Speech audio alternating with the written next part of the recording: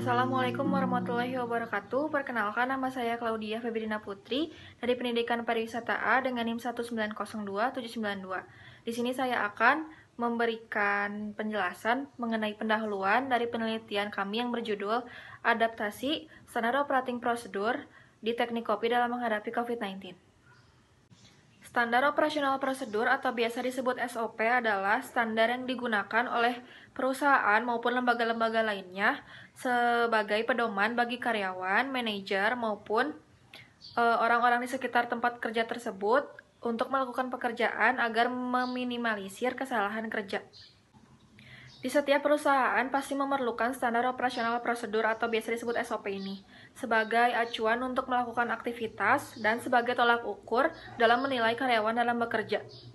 Suatu perusahaan yang memiliki SOP dan diterapkan dengan baik akan menjadi perusahaan yang berhasil, sukses, dan mencapai tujuan yang diharapkan.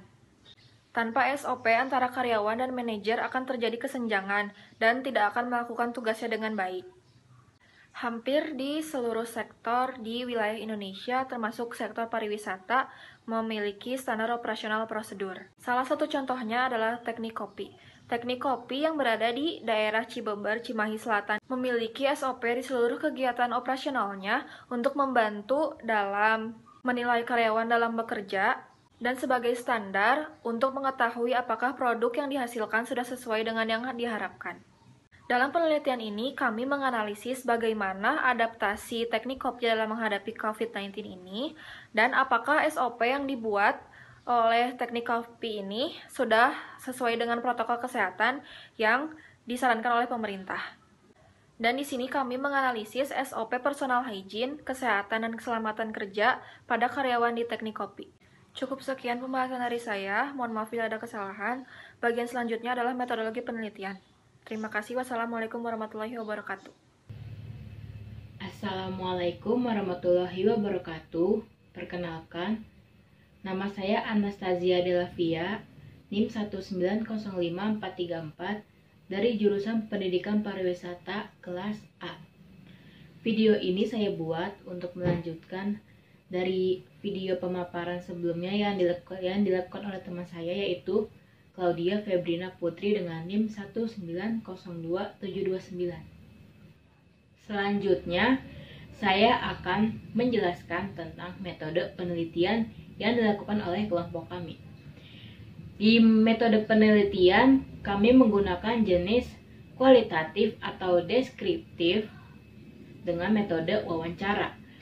Metode wawancara menurut Sugiono tahun 2009 merupakan teknik pengumpulan data yang dilakukan secara terstruktur maupun tidak terstruktur dan bisa dilakukan secara tatap muka atau secara langsung maupun secara jaringan telepon atau daring. Karena wabah yang terjadi sekarang ini yaitu pandemi COVID-19, maka kelompok kami menggunakan metode wawancara secara daring.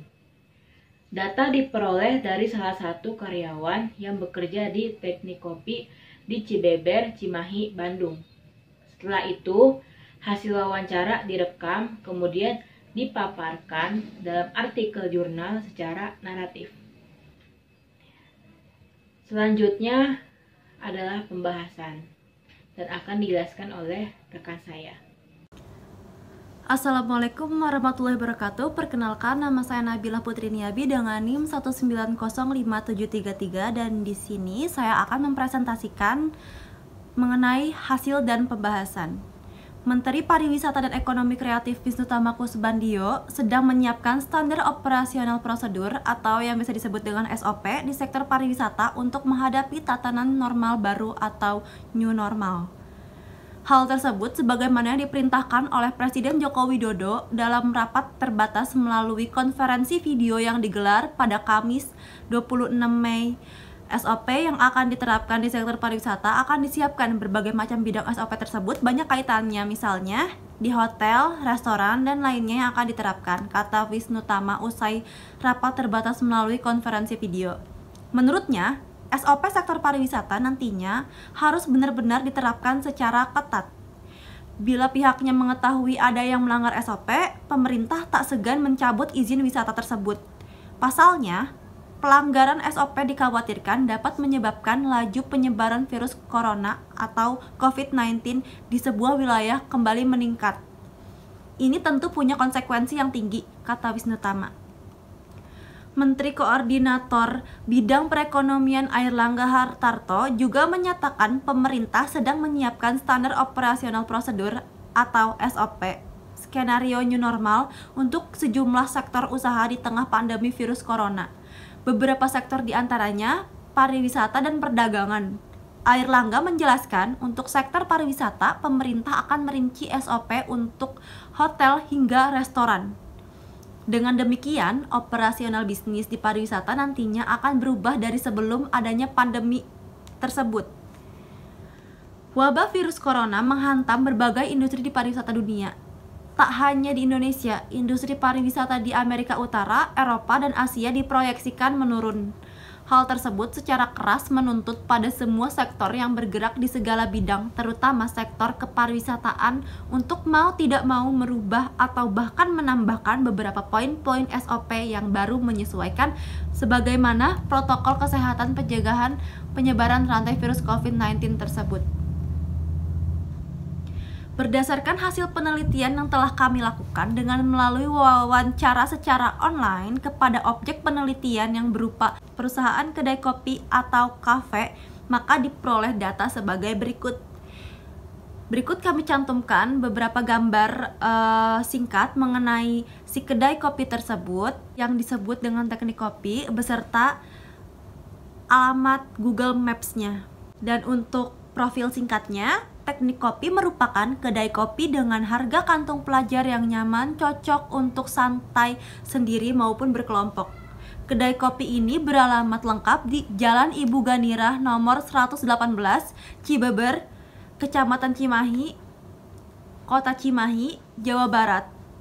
Berkode pos 40531. Kedai kopi ini buka pada hari Senin sampai Minggu pukul 3 sore sampai jam 12 malam. Kontak person kopi ini yaitu 0813 1256 5109. Perusahaan ini memiliki standar operasional prosedur atau SOP sebagaimana yang harus dimiliki oleh semua perusahaan. Sedangkan yang menyusun dan bertanggung jawab atas SOP di perusahaan ini adalah manajer perusahaan tersebut, dan SOP ini berlaku sejak dibukanya perusahaan atau kedai tersebut. Mengenai proses pembentukannya, kurang lebih yang pertama mempelajari SOP, sesudah itu disusun alur kerjanya, lalu diamati atau dievaluasi, baru diterapkan dan disosialisasikan SOP tersebut kepada karyawan saat bekerja dengan pemantauan dari manajer secara berkala. Semua karyawan dipastikan harus mematuhi SOP. Semua karyawan dan manajer pastinya terlibat dalam penyelenggaraan SOP dan itu dinilai belum maksimal oleh narasumber yang mana merupakan salah satu pegawai di dalamnya. Tetapi kedepannya akan diperhatikan SOP itu sendiri. Di kedai tersebut sudah memiliki SOP, jadi karyawan di kedai tersebut harus memiliki BPJS Ketenagakerjaan. Menurut narasumber, manfaat SOP yang kami terapkan dapat membuat pelanggan menjadi nyaman dan puas di tempat mereka, karena mereka sangat memperhatikan SOP tersebut. Terakhir, narasumber menyatakan bahwa dengan adanya pandemi COVID-19 ini bukan hanya kedai mereka yang terkena dampak, tetapi semua usaha di Indonesia bahkan di dunia juga terdampak. Semua pasti mengalami penurunan pendapatan dan itu tidak dapat dihindari karena itu merupakan cobaan dari yang namanya usaha. Berikutnya yaitu pengelolaan sanitasi pada perusahaan atau kedai tersebut. Narasumber menyatakan SOP di kedai atau perusahaan tempat ia bekerja harus dipastikan kebersihannya, karena kebersihan itu yang akan membuat pelanggan nyaman di kedai atau perusahaan mereka. Poin berikutnya yaitu pengelolaan hygiene perusahaan. Narasumber menyatakan bahwasannya pada saat menyajikan minuman harus dipastikan 100% higienis, karena di kedai mereka kebersihan itu yang terpenting. Poin berikutnya yaitu pengelolaan keamanan pariwisata. Narasumber menyatakan dengan adanya pandemi COVID-19 tersebut menuntut mereka untuk mengubah atau bahkan menambahkan kebijakan SOP yang baru. Di antaranya yang pertama, antara kasir atau pegawai dengan customer atau pelanggan dibatasi dengan pembatas plastik. Kedua, karyawan diwajibkan untuk selalu menggunakan masker. Ketiga, pegawai diwajibkan untuk rajin mencuci tangan menggunakan sabun sebelum maupun sesudah membuat orderan. Yang keempat, pegawai diwajibkan untuk memakai sarung tangan saat melayani atau membuatkan orderan. Yang kelima, pelanggan atau tamu yang datang dihimbau untuk mencuci tangan menggunakan sabun dan cairan disinfektan yang telah disiapkan di depan kedai. Yang keenam, menghimbau dan menerapkan social distancing. Dan yang terakhir, rutin untuk melakukan pembersihan menyeluruh dengan menggunakan cairan disinfektan. Poin berikutnya adalah usulan standar operating prosedur pengelolaan sanitasi, hygiene, dan keamanan pariwisata. Adapun beberapa usulan SOP yang sejalan dengan protokol kesehatan pada era new normal yaitu: pertama, modifikasi cara kerja. Kemudian implementasi perilaku minim sentuhan, lalu sanitasi yang harus diperbaiki dengan menyesuaikan protokol kesehatan. Sebaiknya para pelaku industri pariwisata atau pegawai perlu menjalankan pemeriksaan kesehatan dan sertifikasi kesehatan bagi para pekerja di sektor pariwisata. Hal ini perlu dilakukan agar pekerja pariwisata bebas dari COVID-19 sehingga wisatawan aman untuk datang dan berkunjung.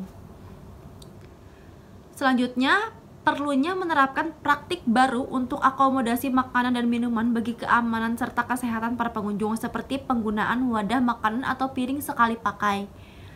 Dan yang selanjutnya, semua staf restoran yang memberikan pelayanan sarapan, ruang makan, dan juga bar wajib menjalankan standar kebersihan pribadi, seperti mencuci tangan, menjaga kebersihan, serta etiket dalam batuk seketat mungkin. Semua tamu yang keluar masuk restoran, area ruang makan, ataupun bar harus diingatkan untuk membersihkan tangan menggunakan gel disinfektan yang harus disediakan di pintu masuk ke fasilitas tersebut.